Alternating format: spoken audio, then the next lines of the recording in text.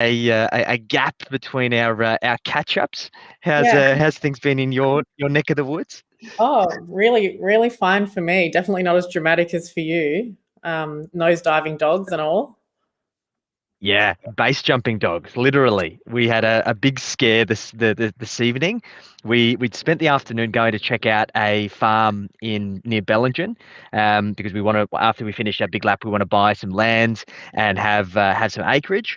So we found Right. this beautiful little property, and we drove all the way out there. It was in the sticks. Like the guy said, "Oh yeah, it's pretty close to town." It was like a solid like 50 minutes driving. We counted. We crossed 11 bridges that were all crossing like rivers. It was like deep in the sticks. Anyway, we had the dogs there. We left them in the car while we were like looking at this property, so they were like a little bit restless. We drove back, got to the campsite, and then I went to go to the toilet. Anna went to get the dogs out of the back, and then I come out of the toilet, and Anna's like screaming like unconsolably at the top of her lungs, and I'm like, oh no, like one of the dogs has died or something. So I run over, and then Otis is like laying there twitching, um, couldn't walk, chucked him in the truck, sped to the local vet, which is like 10 minutes away. And luckily we thought he broke his back. But luckily he's like jarred his back in some way and he's on anti-inflammatories or something. So it was a very, very dramatic afternoon. Not what I was hoping for. However, No, it could have been a lot worse. it could have been. I'm glad he's all right. Poor old Otis. Yeah. So at least we're here now. There, Yeah. we're here now. So we've got some people watching. So guys, if you are watching, I'd love you to jump on this live stream and comment. If you are watching live, we are kicking off episode 2 of the Marketing and Money podcast, which has been kind of a natural progression of Celia and I's nightly clubhouse conversations. And we're like, why isn't this stuff being recorded? This is information that is God's gift to mankind, and and we figured we'd start recording it, streaming it, and then chopping it up for content. So here we are, Celia. So what are we talking about this evening? Well, I know what I'm talking about. So I'm going to take you through a marketing exercise that just generates a whole bunch of content ideas and also like the hooks that you can use to present the content and also the calls to action that you put at the end. And then, basically it's just like a really easy solution for generating a whole bunch of content. And basically there's just no excuse for anyone not to do it, even if you're a small business and even if you're all by yourself. What are you talking about? I'm going to be talking about the top 3 things that stop entrepreneurs from achieving financial freedom. And these are some things that you probably haven't thought about. And I'm going to give you a fresh perspective on them and show you how you can do the opposite of how do you overcome these problems that often get in the way and start using your business as a vehicle to manufacture financial freedom. So really excited to be sharing some new stuff with you guys, and hopefully you enjoy it. So let's do the money bit first, because I feel like some of the things that you're going to say will be able to feed into the marketing bit. We'll be able to use it for some of the That sounds hooks. great. Yeah. Okay. Go Sounds ahead. great. Awesome. So I've been doing a lot of keynote speaking, and I guess I've also had the contrast of having some time off grid to kind of think deeply around this whole subject. So we've been on the road for about a month now, enjoying the whole nomad van life thing, which is pretty awesome.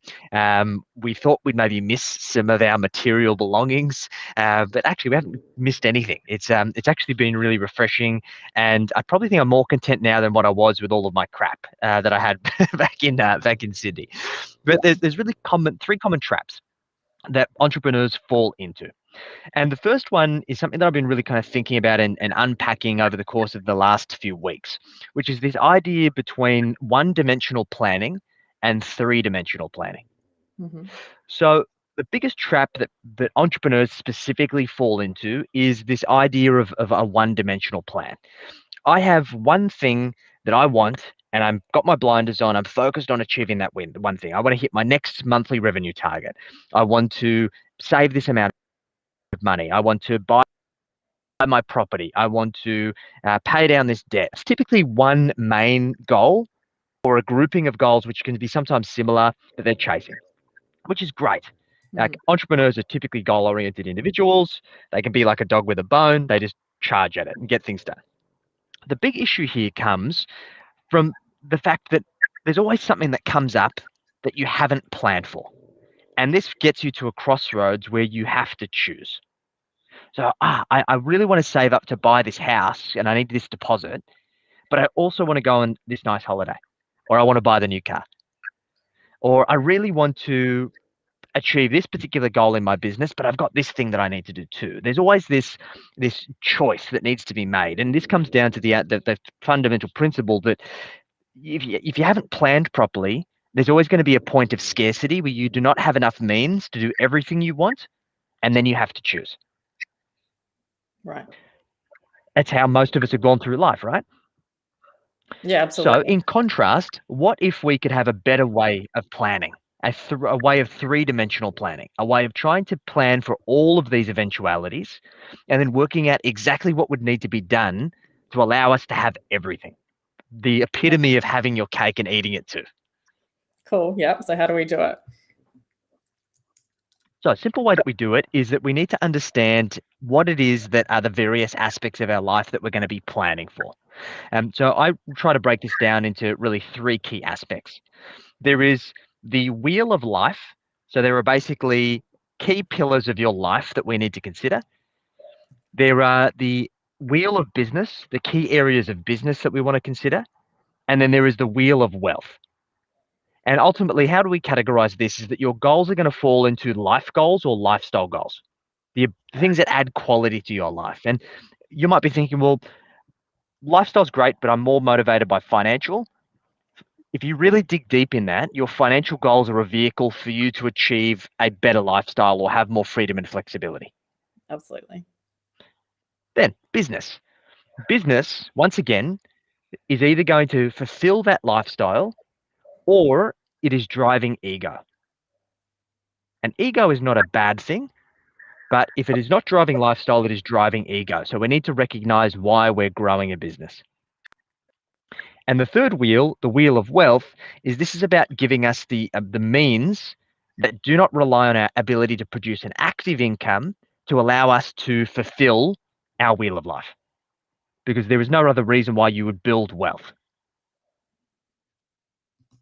Yeah. And so what do you think that So what? people, sorry, I think there's a bit of delay. Go ahead. There's a bit of delay. No, you go, Celia. I was going to say, what do you think that people struggle with the most when grappling with these three things? Like, is it separating what is what, or is it prioritizing, like what needs to happen like this year and, reverse engineering it from their final goals? Yeah, that's a big challenge. So the first thing we need to do is we need to park our business growth strategy until we really get crystal clear on what our personal life strategy is. What is it that we want outside of our business? And not only does this help us better decide of where we focus our time and attention in our business, but allows us to use our business as the vehicle that it was intended to be, as opposed to something that is dependent on us to survive. So let's get clear on what's the lifestyle that you want? How much does it cost you to live that lifestyle? What house do you want to live in? What holidays and experiences do you want to have? What experiences do you want to provide to your family or the people that you care about? What are all of these things that you want in the short, medium, and long term? We can then reverse engineer that into an income target, and then we can use that income target to decide how we invest our time in our business. And this is something that I've really focused a lot on over the course of the last month. And I've actually realized that I don't need to be working as much as I was in my business. I was just keeping myself busy. And then what that also allows us to do is to work on getting our active income to a level that we can fulfill those goals. And then secondly, it's about what do we need to get our active income to then build our wealth to a level that we can achieve the lifestyle we want from passive means. So it's really, there's three stages to this. So Personal goal clarity, active income being achieved, and then passive income being achieved.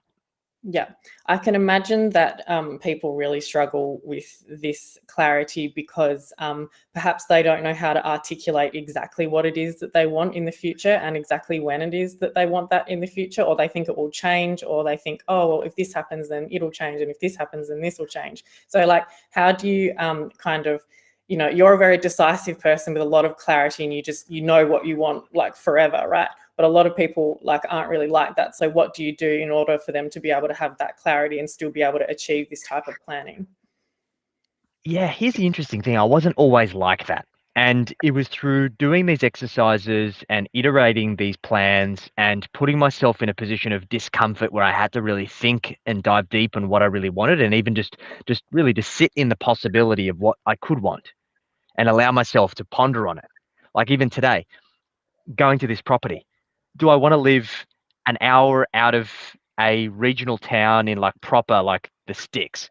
Um, like no internet service, like no good internet service. There, no one comes and picks up your bins. There's like you're fully off grid, and I'm like, okay, could I possibly want that? I need to go and immerse myself in it. I had to go to the property. I had to experience it, and it was only after that experience that I could talk with my partner Anna, and we started saying, hey, this is the things that we really liked. And these are the things that we didn't like. So it's just allowing yourself to be immersed in the possibilities of what could be allows you to get more goal clarity around what you really want because most people don't know what they want. And it's also about if you don't know what you want, it is at least creating the momentum to create the means for what you could possibly want because inevitably over the course of your life, the things that you want are going to change. But does that mean you should plan for nothing? No. Absolutely. And I something else that I imagine people struggle with as well is actually putting the numbers on things. Like, you know, like when Yeah. you do these types of planning activities, the numbers can seem quite arbitrary, you know, and does that matter? And is do you just need to start there and then, you know, you can get more accuracy and more clarity on it as you move? Correct. I think you definitely need to put numbers around these things because really there's two tradable commodities. There's time and there's money. We need to use that currency of time and or money for each of these things that we want. So then we can then actually quantify the means that are required and then the gap between where you are to where you want to go. So for example, if I want to buy a $1 million property and I know that I need a $200,000 deposit, then I can say, okay, well, based on my current income and my current surplus, this is how long it's going to take me. I'm not happy with that. So this is what I need to do in my business to increase my income to this level to then have this much surplus to allow me to get to the goal within the time that I want. So it gives us a better yardstick. And that's I think that's really important. Yeah, I imagine a lot of people just don't even realize that this kind of um, planning is perhaps necessary in order for them to actually achieve something that they think is completely out there, right? But it's what they would have if there were no barriers in the way, if there were no blockages. And just thinking about people starting a new business, right? Perhaps some of them might wonder, like, how long is it okay for me to prioritize my business? Because obviously you have to prioritize your business in the beginning, Sure. but how long is too long, and how do you make that judgment? Yeah, it's a really good point. So I always tell my clients that you should prioritize paying yourself what you're worth. And if you're starting a business from scratch or you're in the early stages of starting a business, your number one objective is to run a business that has the ability to sustain your ability to pay yourself a decent market income because it's what you deserve. And there are so many business owners out there that don't pay themselves that. They pay themselves crap. Like their accountant tells them to pay themselves 30 grand, or they take drawings ad hoc out of their business. And think about it this way. It is you are putting in all of this effort, yet you are not being rewarded financially for that effort. It's not a positive reinforcement behavior. You are actually reprimanding yourself for your activity. And that takes its toll over time. It doesn't matter who you are. So your objective should be let's work out how much you need to live a comfortable lifestyle. And your first milestone for your business financially should be getting yourself positioned so you can comfortably afford to pay yourself that. And as a general rule, I try and say that my clients should always have the ability to have a 20% surplus after all of their lifestyle expenses. So, for example, if your lifestyle costs you 80 grand a year, you should pay yourself 100 net. So you've got 20K left over so you can save and build wealth with. And what about the wealth building wheel then? Are we up to that yet? Yeah, so this is really where we start talking about the no cash. How many business owners do you speak to, Celia, who complain about their cash flow? A lot. Yeah. And why do you think that is? Do you think it's because they are just crap at managing money? Do you think it's easy come, easy go? That cash flows coming in, they just don't have a handle on it, or is it something else? I think the people that I talk to, it's a mix between bad management of their business systems and bad management and understanding of their marketing. Yeah. Yep. Definitely. So they're kind of probably spending on things they shouldn't be, and they're not managing their money as well as they could. All their time. They're spending time doing All the things time. that they shouldn't be doing. And therefore, they can't create the systems that would allow them to scale, to create the cash flow that would allow them to actually have stuff to manage. Yeah, makes perfect sense. And this is the thing, right? Like people who do have goal clarity, their common complaint is that I don't have the cash that I need to pursue the opportunities that are required. I can't spend that money on Facebook ads, or I can't pay myself enough to be able to save that deposit to get my foot on the property ladder, or I can't hire that next team member because I don't have the financial means to do it. And it is this cash flow trap that people find themselves in because they don't recognize one thing, that your cash is a lag indicator for something else or many other things that you've done or haven't done in your business. If you are not happy with the cash that you have available to pursue the opportunities you want, the cash is not the problem. It is the activity that is the precursor to the cash that is the problem. It is the lack of structure. It is the lack of education around money. It is the lack of your real value of what you should be charging. It's a lack of understanding of where you should be investing your time. And it is through solving these things that we can solve the cash problem. Yeah. So this is a chicken and egg problem, right? So like And then that takes me to my third point, which is consistency. The Yeah. third biggest issue for entrepreneurs when it comes to manufacturing. Sorry, Celia, we got a bit of a delay. I missed that chicken and egg problem. It's such a big delay. Yeah. So I was just going to say before you get into the consistency part, because yes, that's important. But I think before that you can be consistent, you need to be able to that chicken and egg situation and understand what to tackle first and like what order to tackle. A huge delay. It's so big.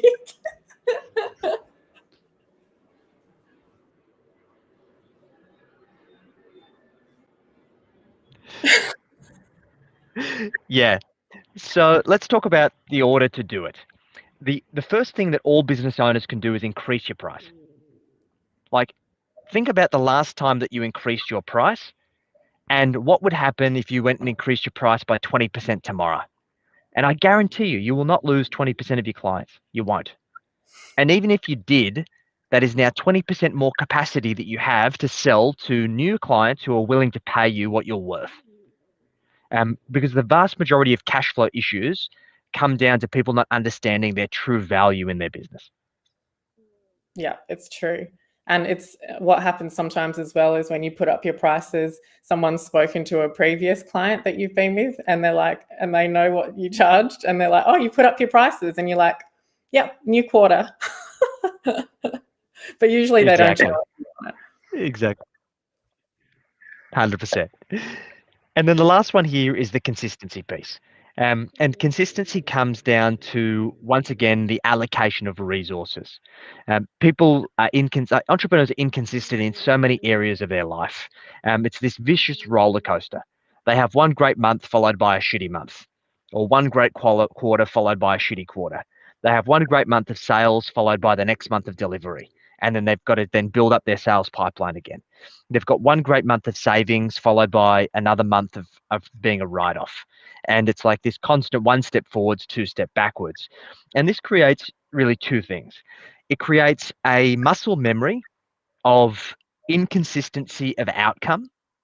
So money is not made through one decision. It is the repeated decisions over time that compound on each other to result in financial freedom. So this is the biggest myth that many business owners think that they can earn themselves to wealth. I've had clients that have earned huge incomes, like multi-six-figure personal incomes, even seven-figure personal incomes, and they have been some of the poorest people that I've ever met because they don't understand how to create consistency. And this is all about understanding when we create a strategy, an investment operating system, it is about consistent allocations over time. We understand the plan. We break that down into a monthly allocation target. We understand the cash flow and we unlock the cash flow potential. And then we use that cash flow potential to create consistency and allocation towards executing on that plan. And that's basically it. You make it sound so simple, Jackson. Yeah, I've got to make it simple. I live in a caravan. I live in a caravan now, so everything's simple. Caravan. No, but honestly though, like how easy So is it? Actually, let's you've talk got, about the marketing strategy, Celia. sorry, the delay is happening again. I'm just going to start talking and then my question will reach you at some point. You know, you outline everything really, really well, and obviously you've got these great formulas, but how easy is it to apply to each individual business? Like how much variation is there when you apply this to different types of businesses? Not as much as you'd think. When it comes to planning, we can basically highlight people's goals into probably about 10 things. And everyone wants variations of these 10 things. They want a nice home, they want freedom and flexibility, they want the ability to have experiences, quality experiences, and create meaningful memories. They want to have the ability to work because they want to, not because they need to. They want to provide for the people around them that matter most. They want to give back and they want to mentor. They want to leave a legacy. They want to focus on their passions. And that's really the main things. There's 8. I'm probably missing a couple. But when it comes to the plan thing, it can pretty much be grouped down to the same things. Then when it comes to the cash, every business, doesn't matter what business it is cash in, cash out. What we need to understand is what are the behaviors of the cash in and what are the behaviors of the cash out? Do you get paid in advance or do you get paid after? What do those payment terms look like? What's your cost to serve? What are your variable costs? What are your fixed expenses in your business? What is your overall cash conversion cycle? How do you manage money and how does money flow between your accounts? And once we understand the relationship of P&L to balance sheet so we can work out the cash flows, then we can work out we can understand and map out the numbers and create a really simple formula for success.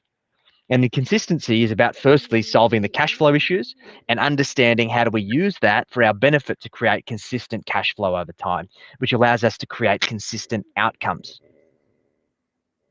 It's pretty straightforward.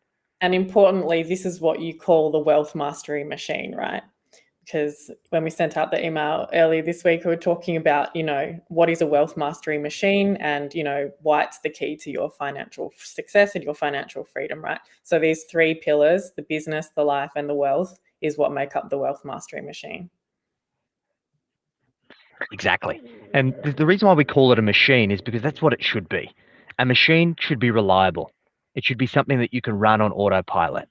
As long as you maintain it, you know when to change the oil and when to tune it up and what to do and how to measure the speedo and the revs and all of these indicators, then it should get us to the destination predictably and reliably. And it's the lack of this machine that is ultimately getting in the way of most people achieving their goals. Makes a lot of sense. Cool. Well, I think a lot of those things that you just talked about, we can incorporate into the next exercise or that will naturally flow into the next exercise. So this is an exercise I do with my clients to help them generate a whole bunch of ideas so that they can generate the ideas in advance and they can batch their content creation, and also they don't have to sit at computers writing things. So like a lot of the kind of pushback that I get from clients sometimes is, well, I don't have time to sit down and write a post, or I don't know what to write about, or, you know, whenever I do post something, it doesn't get attention or engagement, or people don't take any action from my posts. And it's kind of the same in the sense that they just don't have a system for creating the content, and they don't have a way of staying consistent with this exercise. They don't understand how to stay consistent with this exercise because they don't understand how to approach the exercise, which is why they never do the exercise. So this one simple exercise kind of just breaks all of that. And, you know, you can get to the point where you're really just spending about 2 hours a month creating the content, and then it can all happen around you, right? So let's just go through it. Beautiful. I love that. Let's go through it systematically. So the roadblocks for people creating marketing are, the first thing is they don't know what to talk about, right? So that's the topics. So we tackle the topics first. The second thing is They say, oh, the content doesn't get any attention or engagement. So that's about the use of hooks and the use of stories. Most people, if they haven't been trained as a copywriter, which most people haven't, then they don't understand what a hook is or how to use a story to make sure that their content gets the eyes that it needs. And the third thing is that people complain like, oh, no one takes action from my posts, you know, so I'm just like, you know, posting content and nothing's happening. And that's usually because there's something missing called a call to action. They're not directing people to where they should be going on the internet with their content. So those are the three things that we'll talk about. I don't know how good this is going to be without the actual visuals, but let's just try. So the last couple of times, maybe 2 or 3 weeks ago, we talked about the myths and misconceptions that we have in our businesses. So every business owner deals with myths and misconceptions and false beliefs from people who may or may not use their service, right? So I can't remember all the 10 that you came up with, but let's just see if we can quickly come up with a good amount, if not 10. So I remember one of the things you said last time was one of the myths is, I'm not good with money, I need to outsource it, right? Yep. Another one you said was, in order for me to be successful and achieve financial freedom, I need to find the secret. And a third one I remember that you said was, you have to time the market to be successful financially. Is that right? And one you just said then was, you have to earn yourself to wealth. That's another myth, right? Nailed it. Is there any more that you want to put on the list? I think those are the 3 key ones. Okay, cool. So we've got 4 here. So the next thing that we have to do is we have to write a mistake for every myth, a mistake or a challenge, right? So let's just use that myth. I'm not good with money, I need to outsource it. So when people think that, what are the mistakes they make or the challenges they face?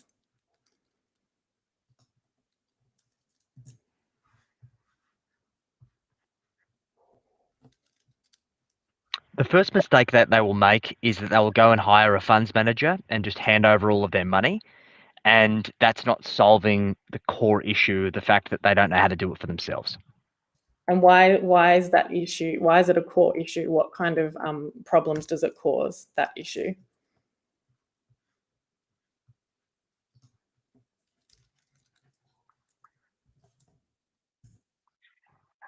It's a band-aid solution. So it can result in a couple of things. One, it can result in them outsourcing to somebody who takes advantage of them. 2, it doesn't solve the fact that they don't have education. So what that often results in is that they put their money into a money manager to manage it for them. The market falls or there's some sort of flash crash, and then they pull the money out and they end up causing more harm than good. And 3, it means that they are now reliant on having to pay somebody to manage their money for the rest of their lives because they haven't solved the real problem, which is knowing how to do it for themselves. Cool. So I'm just writing these down as you say them. Right, so there's 3 mistakes. Cool. So when we come up with 3 mistakes for a myth, then our next challenge is to come up with at least 5 hooks for each mistake or myth, right? Obviously, we'll do a condensed version because we are live, but there are lots of different types, right? So let's just go through a couple of the types of hooks that we can use. So we can present the same information in different ways using different types of hooks. So a hook is really, really important because if you don't present your content or story with a hook, so this is like something that causes intrigue or curiosity in the reader. If you don't present it with a hook, then it's likely they'll just scroll past it because they won't know what's going on and nothing's caught their attention. So the first type of hook that we can use is a hook called a myth-busting hook. So for this myth and its associated mistakes, how could we bust a myth? So one example is you could say something like, this one money misconception could mean you're leaving hundreds of thousands on the table, right? So if I'm not good with money and I need to outsource it, that's the misconception. And if you outsource it badly, or if someone who you outsource it to does a bad job, it could cost you hundreds of thousands, right? It could cost you any amount. So we could use hundreds of thousands, we could use millions. I just use hundreds of thousands just not to hype things up, because the thing about hooks is sometimes they can get a bit hypey, right? So we want to catch people's attention, but we don't want to get too hypey, because then it just looks really, really markety and salesy, right? So it's just about striking that balance. Yeah. Any other myth busting hook that you would say for that myth and those mistakes? I think that's a good one. I think I like the hook of something along the lines of the top money misconceptions that the banks don't want you to know. Yeah, cool. So we could so there's lots of different types of hooks, but that could fall under the list hook. So for example, the 4 what did you say? The 4 something that the banks don't want you to know. The top 3 misconceptions that the banks don't want you to know, or the money management misconceptions the banks don't want you to know. Yeah, money management misconceptions the bank don't want you to know. Yeah, cool. I'm just making you a list because I'll send it to you after. Good, that's a great one. Another type of hook that we can use is like a how-to hook, right? So if someone says, I'm not good with money, I need to outsource it. We could use a how-to hook, which actually you've used before in your email marketing, because I've seen it. Just a simple one, like how to overcome the fear of investing, right? That's one you've used before in your email marketing. Another type of hook, which I think you would be good at, is the contrarian hook. So this is where you say something a little bit controversial. So I know that you're a wealth coach, right, rather than a financial advisor. And it's not that you don't recommend financial advisors, and you do refer people to financial advisors all the time. But in this particular case, to make a certain point, you could say something like, why hiring a financial planner is overrated.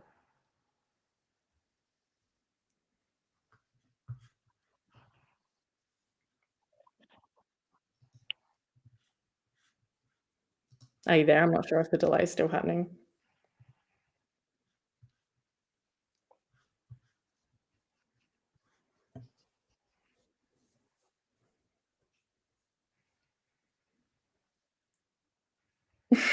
Has it caught up yet?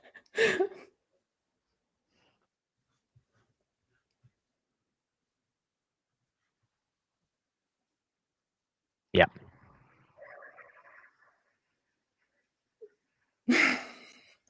You're about to get about 30 seconds of silence, so I'm just going to keep talking, and hopefully it catches up. I'm still here. There's a pretty significant delay, but I'm all about the contrarian viewpoints. It's something that I'm known for.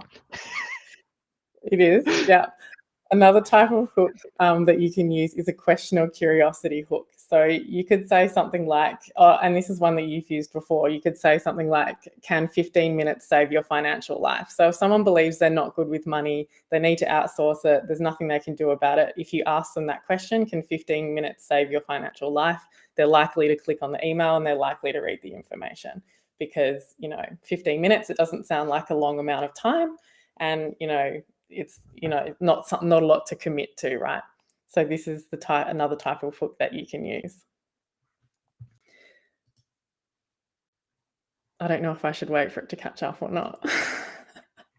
You keep charging on, Celia, because there's a big delay. So this is your stage time. I think it's caught up, unless this is from the last time. So after you've come up with at least 5 hooks for each mistake, then this is the key thing that you have to remember to do, right? So you come up with the topic, you come up with the hooks, and the thing that you cannot forget when you create content is that you have to leave the content, the end of the content, with a call to action. So this even if you've made a video, you need to say the call to action at the end of the video. But even if you've made a video, you still need to present the video with text, and that needs to have a call to action at the bottom of it as well. So here are some examples of a call to action. So let's just pick a really, really simple topic like budgeting. So you tell a story about budgeting, whether it's in text or in video, and at the end, you can say something like this. So this is just a simple kind of call to action to create engagement. So have you tried making a budget in the past and failed? Tell me your experience in the comments, right? So that's just to ask for engagement from the reader. Another type of call to action is you can say, have you tried making a budget in the past and failed? Watch this video to learn how simple and even fun budgeting can really be. So you're directing people to watch the video. Another thing you can say, it's a bit stronger. You can say something like, if this resonates and you know you need guidance around your financial decisions, DM me or comment guide and I'll reach out for a chat. So that is asking somebody to actually get in touch with you if they resonate with the problems that you're describing in the content. And another type of call to action, obviously there's endless types, but a common one that's good to use is if you're offering a free resource, you can say something like, I've made a free resource that you can use to make your yearly budget in 20 minutes or less. DM me or comment budget and I will send it to you.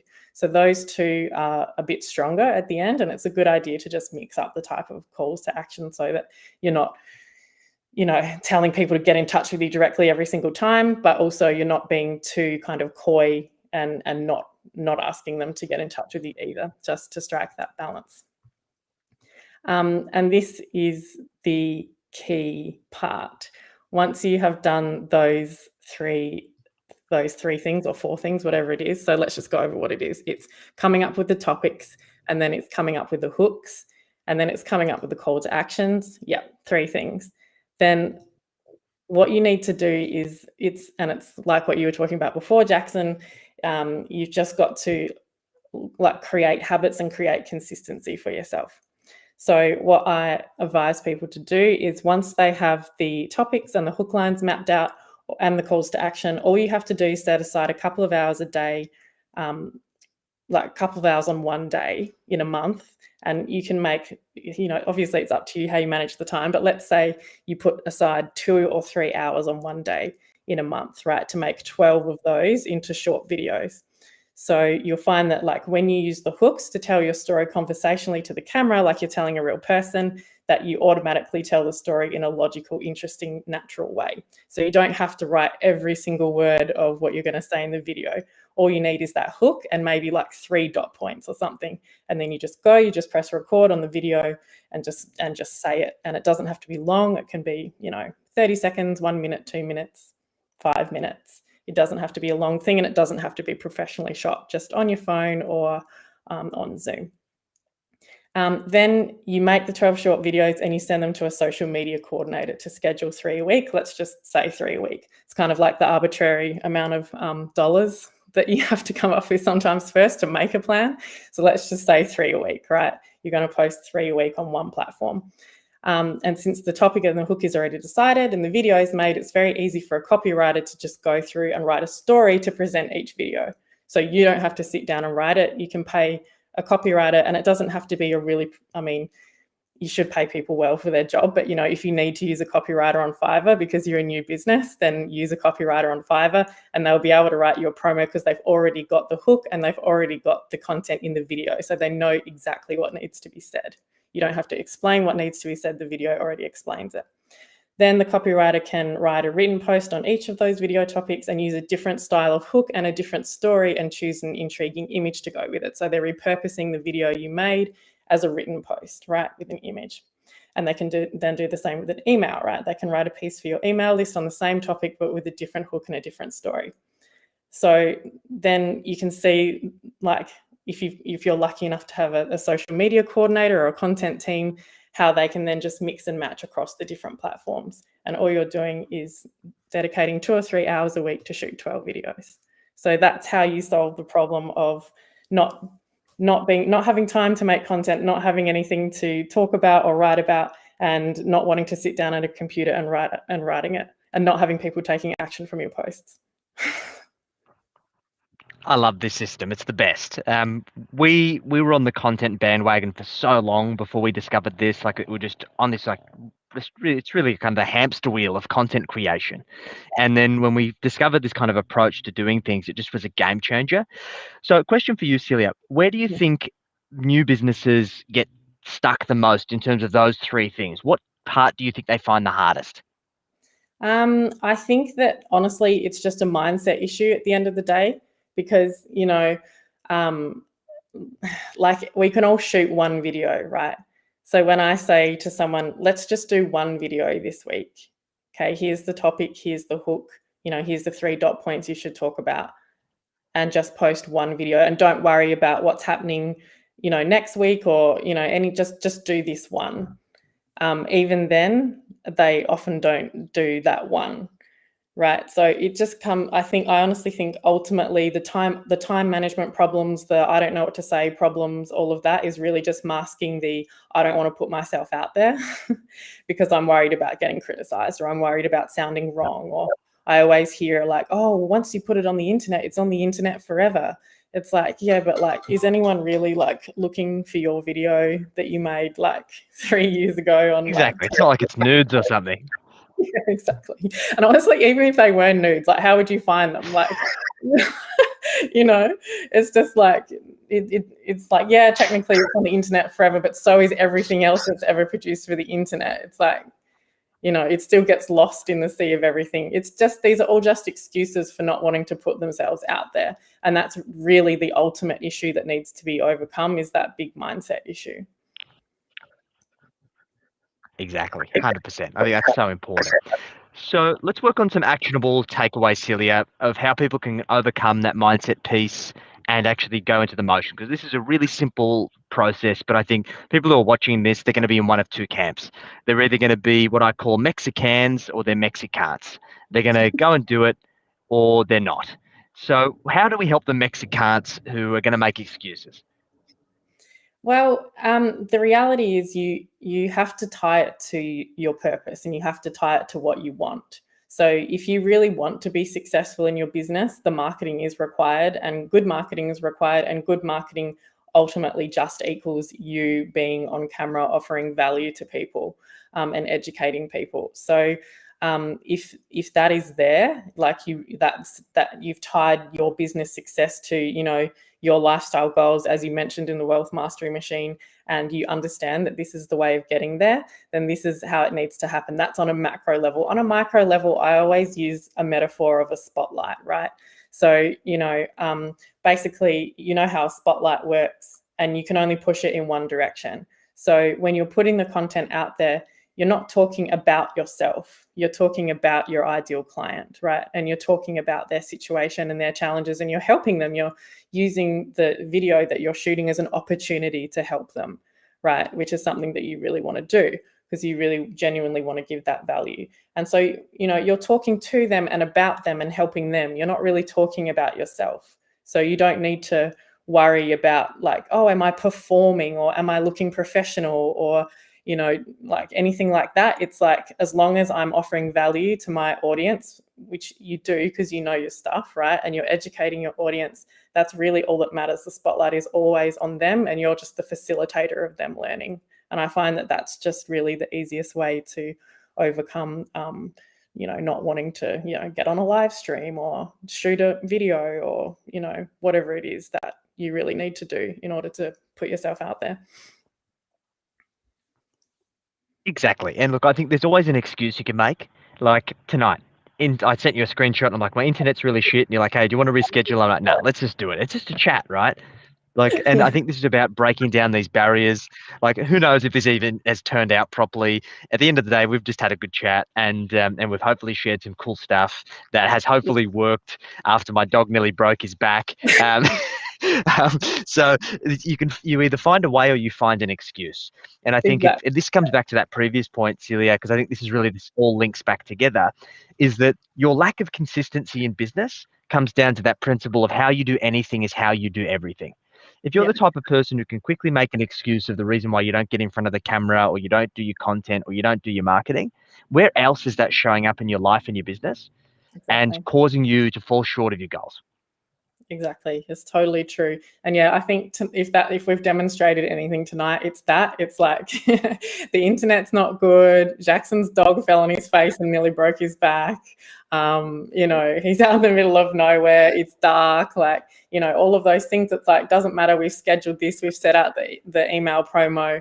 We're just going to do it. And, the 5 people watching, hopefully they can absolutely smash their marketing this month and, also get their wealth goals into gear as well.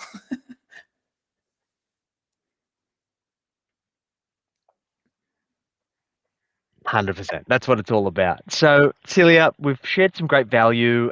If people are interested in finding out more about how they can dial in their marketing strategy and work towards achieving their goals, how do they best get in touch with you? Yeah, easiest way is just to go to bonsaidigitalmarketing.com and you can send me a message or you can send me an email through the website, or you can just find me on LinkedIn, Celia Polkinghorn. Take a screenshot of how you spell my name because there's 12 letters and everyone always gets it Celia, wrong. we got you. Yeah, I'm here.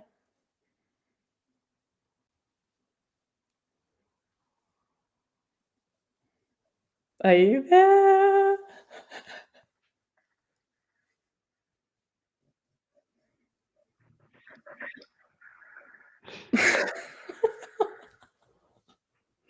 Sorry, there's a huge delay. We got that. We definitely got that. So bonsaidigitalmarketing.com.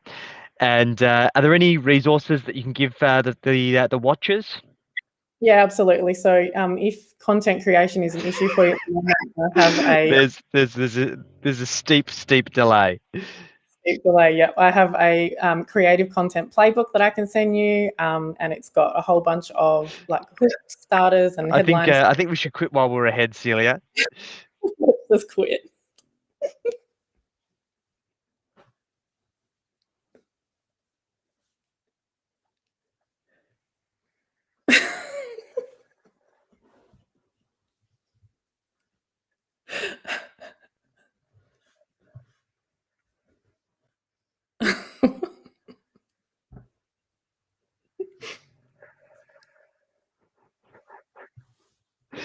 I'm not sure whether that's come through. There's like a 30-second delay, so this is nuts.